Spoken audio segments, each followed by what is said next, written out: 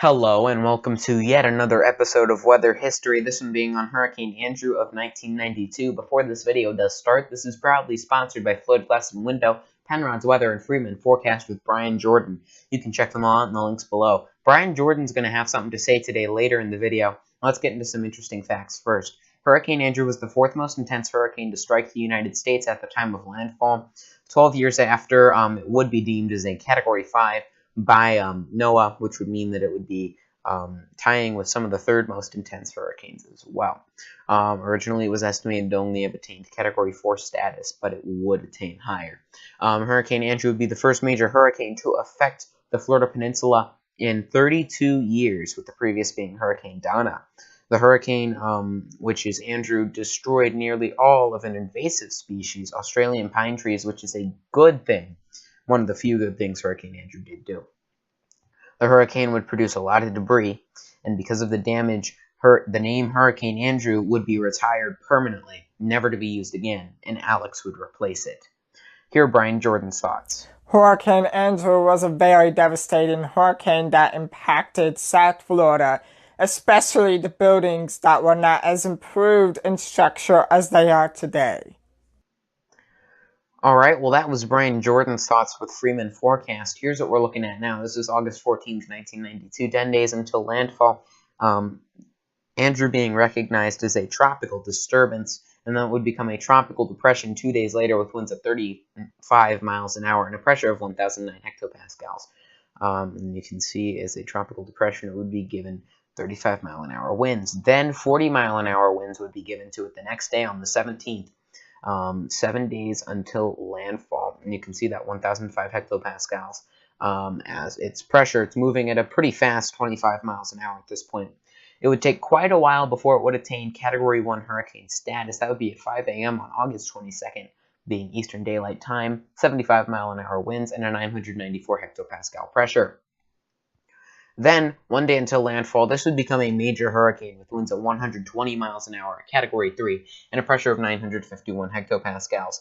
The first hurricane warnings would go into effect as things did go into, well, a pretty bad state. So now let's get started with this, as it was a Category 4 with winds of 115 miles an hour. This is late on the 23rd, and here we go. Now we're in the 24th, 150-mile-an-hour winds. Hurricane warnings are issued as Andrew grows. The text here is basically the same as previous. So let's take a look now at this Category 4 as it would move in. 922 hectopascal pressure. That is definitely Category 5 pressure. And this is Andrew as it would move closer. A new advisory would come in at this point. Winds of 140 miles an hour, so it would weaken a good bit, and a pressure of 937 hectopascals. It would be moving west at 16 miles an hour, and you can see here that I is really becoming well-defined on weather radar, and you can see that becoming better and better defined as time does go on, and here it is just very, very well-defined, and you can see those outer bands of Hurricane Andrew as they did begin to move in to, well, the Florida, southern Florida side of, well, Florida. And as this did occur and Andrew did move in, it would hit the southern tip. That would be where it would make landfall. And here it is, back up to 150 miles an hour, then back down to 140 here. And this would be a devastating landfall. There it goes. So by reanalysis, this would be a Category 5 at this point. And here it is with those winds at 140 miles an hour as it does move through the area. Here you can see maintaining that 140 mile an hour wind speed with the pressure has risen a good bit here. So here we go. We're taking a look at this as it does move out. Here we go. This is 1 day until landfall number 2. This is August 25th. Hurricane Andrew would weaken as it moved through Florida. That was certain, but it was uncertain what Andrew would do after it moves into the Gulf of Mexico. Had winds of 140 miles an hour, and it had a pressure of 949 hectopascals. Here is radar as it did move into Louisiana, its final landfall point. Hurricane Andrew did re-strengthen a good bit, and here it is with 950 hectopascal pressure. Winds northwest at 13 miles an hour, and it's going to weaken even more, weakening to a Category 3 here any second. And there you go, and barometric pressure no longer available. This is moving northwest at 13, and eventually it would weaken to a Category 1. This is the final radar frame, and this is a Category 1 Hurricane Andrew as it is rapidly weakening and moving inland.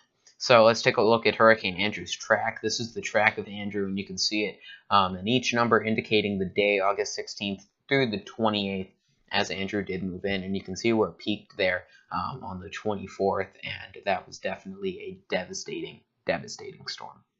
Here's some of the destruction it did. This is Hurricane Andrew's destruction. Quite a few pictures of just leveled buildings, destroyed cars.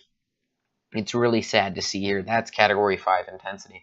You can see that is just some wood plank, and that went right through a tree. It was rather unfortunate, and you can just see all the destruction that did occur here. You can check me out on social media at MicroCasting on Facebook, Twitter, and Instagram.